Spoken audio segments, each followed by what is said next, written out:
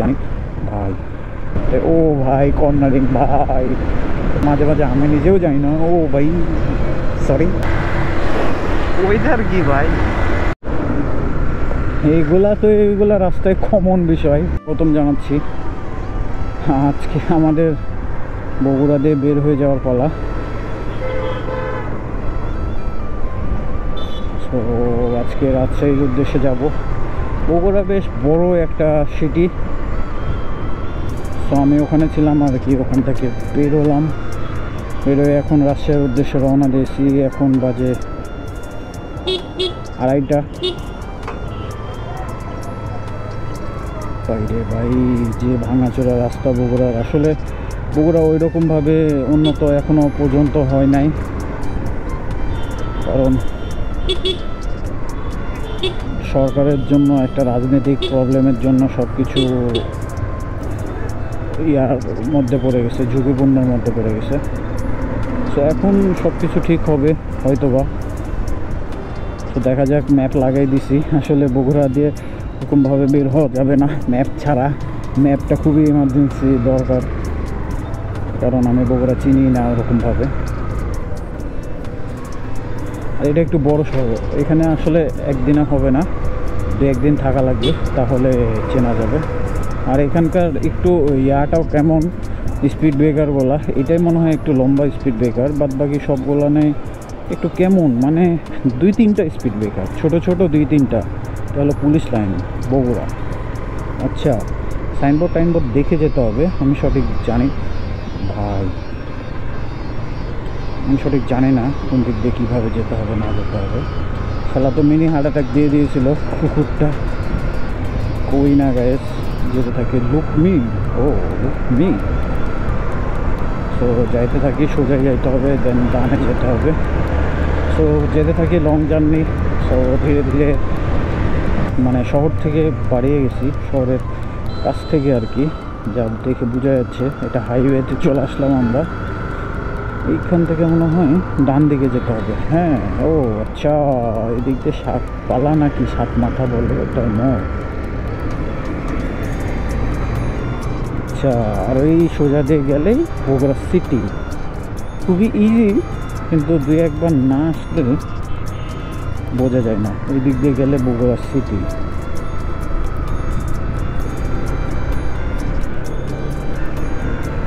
মতনই কালকে তো আমরা ওই দিক দিয়ে আসছিলাম, আর আজকে এই দিক দিয়ে যাচ্ছি। সেই রাস্তা মানে টোটালি সেই। এটা হলো ও বললামই তো, রাজশাহী নওগাঁ বগুড়া হাইওয়ে। এদিক দিয়ে সব জায়গায় যাওয়া। এখান থেকে নওগাঁ মনে হয় 38 কিলো। প্যারা নাই, একটু কোথাও দাঁড়াতে হবে, রেস্ট নিতে হবে। টানা 100 কিলো চালানো যাবে না, টানা 100 কিলো চালালে অবস্থা টোটালি খারাপ হয়ে যাবে। কারণ ওরকম তো লংয়ে টানা 100 কিলো না চালানোই ভালো, একটু ওয়েট করে করে যাওয়াই সই। তো আমরা চেষ্টা করবো ওরকম একদম টানা না দিয়ে কোথাও যদি একটু ওয়েট করা যায়, ওয়েট করা যায়। সেই লেভেলের করা ভিউ না, প্রায় খরচা ভিউ ভাই, খরচা ভিউ। অস্থির লেভেলের খরচা ভাই, অস্থির। কারণ এইগুলো রাস্তায় একটা কেমন যেন একটা গাছ আছে, এই গাছে কি হয় না হয় আমি জানি না সঠিক, বাট গাছ থেকে ভিউটা সেই লাগছে। মানে এই রাস্তায় বেশিরভাগ পজিশনই দেখছি এগুলো গাছ লাগানো আছে। আসলে কিসের গাছ আমি জানি না, বাট গাছের যে ফুলটা সবুজের ভিতরে হলুদটা মানে অন্যরকমভাবে ফুটে আছে আর কি। মানে ভয় পেয়ে গেছিলাম আসলে কথা বলতে বলতে, দেখে হুটহাট করে শাহ ফাতেমা আলী। এবারে বাবারে বাবা, ছেলে না মেয়ে বুঝলাম না। শাহ ফাতেমা, ও শাহ ফাতে আলী, ফাতে আলী। সো বাসটা একটু রাফই চালাচ্ছে, দেখতে পাচ্ছেন। ওই হুন্ডালাকেও দিয়ে দিয়েছিল, সামনে বাস পিছিয়ে বাস। আর ওই যে শাহ ফাতে আলী কীভাবে চালাচ্ছে শুধু দেখেন। ওটা দেখানোর জন্যই আর কি আমি ক্যামেরাটা অন করছি। দেখেন কিছুই দেখা যাচ্ছে না, ওখানে ওই ওভারটেক করছে, মানে কি বলবো আর, কীভাবে ড্রাইভ করছে শুধু দেখেন। বাউলি মানে রোলার কোস্টারের একটা ফিল দিয়ে দিচ্ছে বাসটা টোটালি যাত্রীদেরকে। ভাই কি বমি না করলেই হলো ভাই, বমি না করলেই হলো ভাই। শুধু ওর জন্যই আমি ওর পিছিয়ে পিছিয়ে থাকবো, সামনে যাবো না, সামনে গেলে আবার আমাকে ডিস্টার্ব করবে ওই। সো আমি ওর পিছিয়ে পিছিয়ে থেকে ওর কাজ দুপচাইয়াতে চলে আসছি। সো এদিক থেকে মনে হয় বাম দিকে যাইতে হবে মনে হয়, নাকি না এই রাস্তাটা একটু এরকম হয়ে এভাবে চলে গেছে মনে হয়।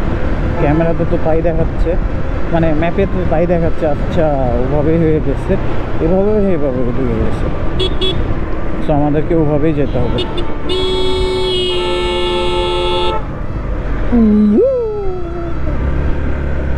এটার নামটা হলো হাঁপানিয়া বাজার। আসলে কি হাঁপানিয়া বাজার, কি কি নাম আসলে থাকে এলাকাগুলার, পড়তে ভালোই লাগে। আর নতুন নতুন ছোট ছেলেকে চালাতে, ছোট ছেলে কি আর চালাতে পারে বলেন? ভাগ্যিস উঠাই দেয়নি ঘাড়ের উপর। সো যাই হোক, আমরা যাইতে থাকি আর আপনারা ভিউটা এনজয় করতে থাকুন। বাট আজকে এখন পর্যন্ত অনেক চালিয়ে ফেলছি, তারপরেও কিছু মনে হয় না। ও ভাই 233 কিলোমিটার অলরেডি হয়ে গেছে, তারপরেও কিছু মনে হয় না, তারপরেও মনে হচ্ছে এনার্জি আছে। আসলে চিল করতে করতে চালাচ্ছি তো, এর জন্য আসলে এই অবস্থাটা। মানে ক্লান্তও মনে হচ্ছে না, আবার মনে হয় খারাপও লাগছে না, সুন্দর লাগছে রাইডটা করতে। ও ভাই কর্নারিং ভাই, ও ভাই কর্নারিং ভাই।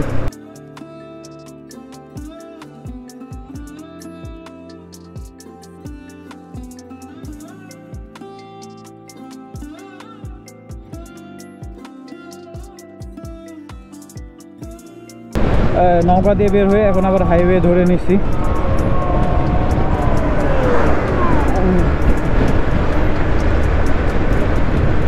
পল্লী বিদ্যুৎ সমিতি নৌকা, আচ্ছা।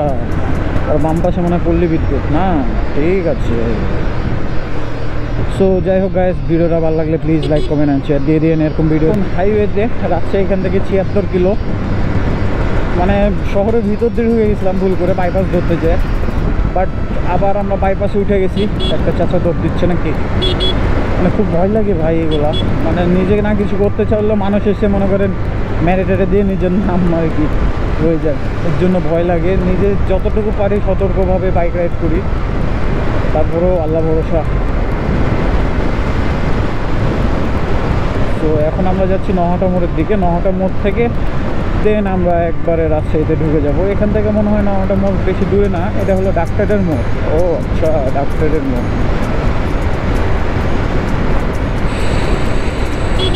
ও ভাই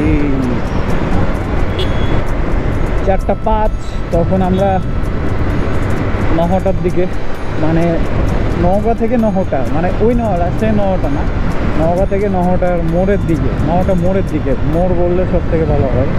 নহাটা মোড়ের দিকে যাচ্ছি এখন। ওখান থেকে যাচ্ছে ব্যাগ, এখান থেকে প্রায় যাচ্ছে 70 কিলো। মাইন ফলকে দেখলাম। সো দেখা যাক নতুন কোনো প্লেসে গাইস। এটা কি মোড়? আচ্ছা, চৌমাসিয়া মোড়। তো গাইস আমরা এখন নহাটা মোড়ে চলে এসেছি। সোজা গেলে জয়পুরহাট 56 কিলো, আর রাজশাহী হলো 68 কিলো। আমরা যাব রাজশাহী। ঠিক বাজে টাইম ঘড়িতে 4:15। একটা কি চা খাওয়া যায় কোথাও দাঁড়িয়ে? চা খাওয়া যায়, বাট সাইডে সুইডে দাঁড়াতে হবে, তারপরে চা খাওয়া যাবে। 4:15। আর আমরা এইটা কি বলে সেই নহাটা মোড়, রাজশাহী নহাটা মোড় না। এবার আর ম্যাপের দরকার নাই, এরপর থেকে আমি চিনি সব। সো অনেকবারই আসা হয়েছে, নতুন কিছুই না। ও ভাই এত হন্ডাই কেন? সো আমরা এখন রাজশাহীর দিকে ঢুকে গেলাম। চাচা। সো এই মসজিদটা অনেক বেশি সুন্দর লাগে, দোতলা মসজিদ, বাট দেখতে অস্থির সুন্দর।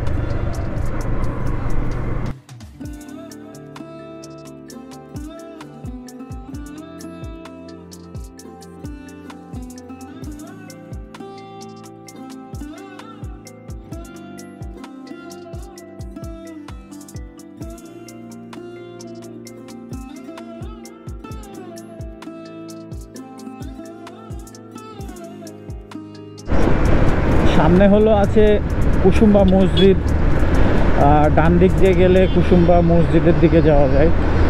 এইটাও একটা ট্যুরিস্ট প্লেস নওগাঁর। সো এই ডান দিক দিয়ে যেতে হয়, দেখাই দিচ্ছি। সাবাইহাট ব্রিজে ছিলাম, ওয়েদারটা দেখছেন, পুরাই ওয়েদার ডিমান্ড, সেই ওয়েদার। আর সেই ওয়েদারের ভিতরে আমরা সেই প্লেসে পুরাই একটা মনসুনের ভরপুর এনজয় নিয়ে নিলাম। সো এখন এখান থেকে বের হওয়ার পালা, কারণ রাত হয়ে যাচ্ছে, আর রাত হয়ে গেলে তো ওরকম ভিউ হবে না। তাই চেষ্টা করছি আগে আগে যতটুকু ভিউগুলো কাভার করা যায় সো কাভার করা যাক। ভাই ওয়েদার কি ভাই, সেই ওয়েদার ভাই, সেই।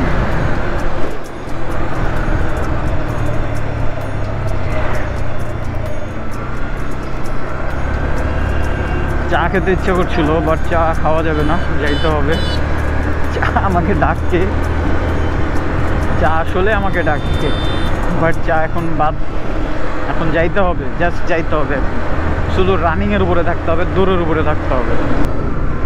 এইগুলা তো এইগুলা রাস্তায় কমন বিষয়,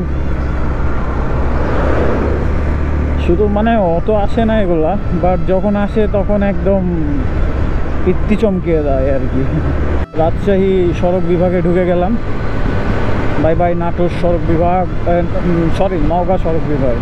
আসলে কী বকি না বকি, মাঝে মাঝে আমি নিজেও জানি না। ও ভাই সরি।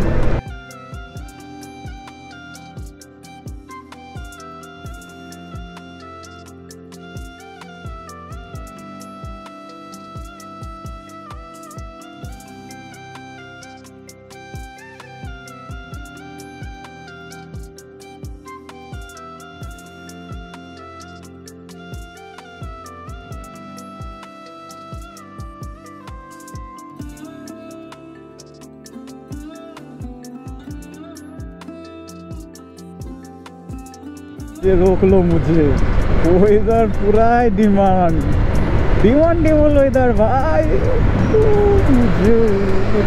20 বাজে এখন। সো অন্ধকার হয়ে যাচ্ছে, আর জানি না কতটুকুন আলো থাকবে আর কতটুকুন ব্যাটারিতে চার্জও থাকবে। সো ওখানে যা চার্জ ছিল ওটাই দিয়ে চালাচ্ছি আর কি। আরেকটা ব্যাটারি ব্যাকআপ রিজার্ভে আছে। সো ওটা সামনে যে হয়তো বা এটাতে যখন ভিডিও না হবে তখন ওটা দিয়ে ভিডিও করা শুরু করব। সো দেখা যাক। আর ইয়ারবাড কানেতে আর বাইক রাইড করা যাবে না, আসলে অন্য লেভেলে চলে যাচ্ছি আমি। আসলে এত অন্য লেভেলে যাওয়ার দরকার নাই। সো একটু সাবধানে রাইড করতে হবে। সো দেখা হচ্ছে অন্য কোথাও, অন্ধকার হয়ে যাবে। সো এখনকার মতো বাইক এসে কোথাও দাঁড়াতে হবে, দাঁড়ানোর প্লেস খুঁজতে হবে আগে। বৃষ্টি জোরে শুরু হয়ে গেছে, যা এতক্ষণ এনজয় করছিলাম সব শেষ। লাস্ট মুহূর্তে এনজয়টা করে নিলাম। সো এখন শেষ, এখন একটা প্লেস দেখে দাঁড়াতে হবে। সো কেশরহাটের সামনে যে দাঁড়াই,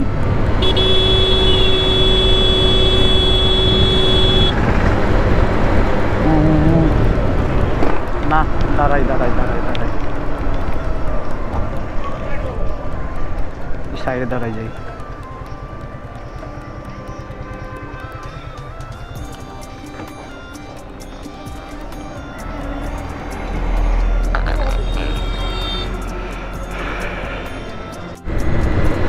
এদিকে কিছু নয়, ওইদিকে বৃষ্টি ছিল। ওটার জায়গাটার নামটা ভুলে গেলাম, কদে নাম, কেশরহাটের দিকে। ও সব ভুলে গেছে, নাম মনে পড়ছে। কেশরহাটের দিকে বৃষ্টি ছিল, বাট এদিকে বৃষ্টি নাই। সো যাই, এদিকে অন্ধকার, এদিকে আর নাই দেখায়। ডিরেক্ট নহটাতে দেখা হচ্ছে আপনাদের সাথে।